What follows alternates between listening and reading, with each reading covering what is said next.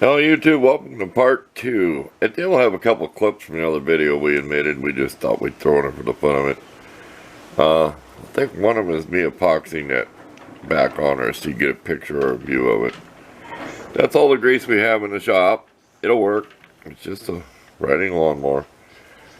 That's it. After we epoxied it, we just used clear hobby epoxy. It's not going to see no extreme use. We just left that tape in there. It's not going to hurt anything. It'll probably be in there 20 years from now, but it's better than what it was. And we've got epoxy on here. It's kind of tapered, so we'll have to tap it in with a block of wood or something. Hope we don't hurt the paint too much, because that does look cool. Take you over here.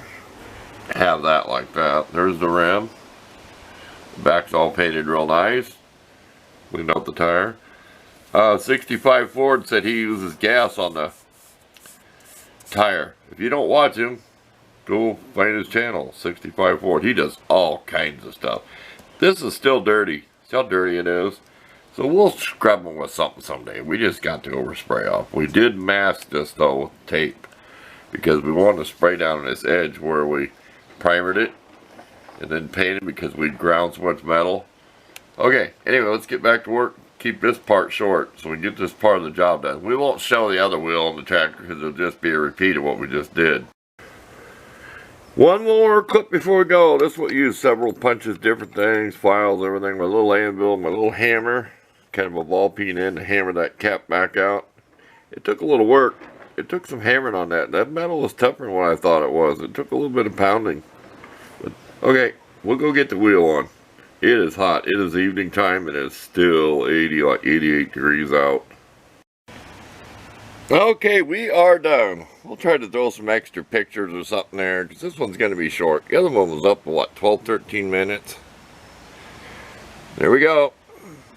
I said there ain't no use making a film about the other side. It'd be just a repeat. So, well, thank everybody for watching. Had to kind of, I was careful. I had to pound it on with a hammer. I tried getting a screwdriver on that little ledge. It just kept slipping off. I didn't want to chip the rim, so I just kept tapping slowly. If it falls off, I'm going to look for another one. I'm going to go to like a part store or anywhere and see if I'm going to measure it.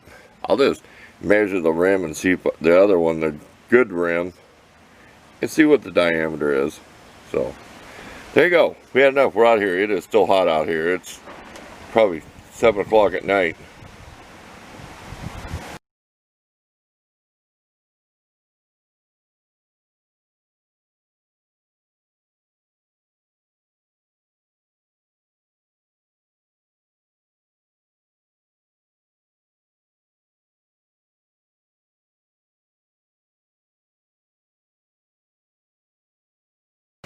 Look how bad the back of this rim is. Did you see it laying there in the beginning of the film? I didn't take a picture when it was all rusted.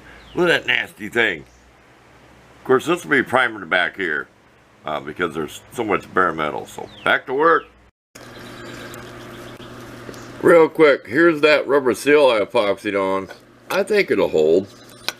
It's not going down the road 100 miles an hour. This don't spin. Nothing spins back here. The bearing spins on here. So this never really moves.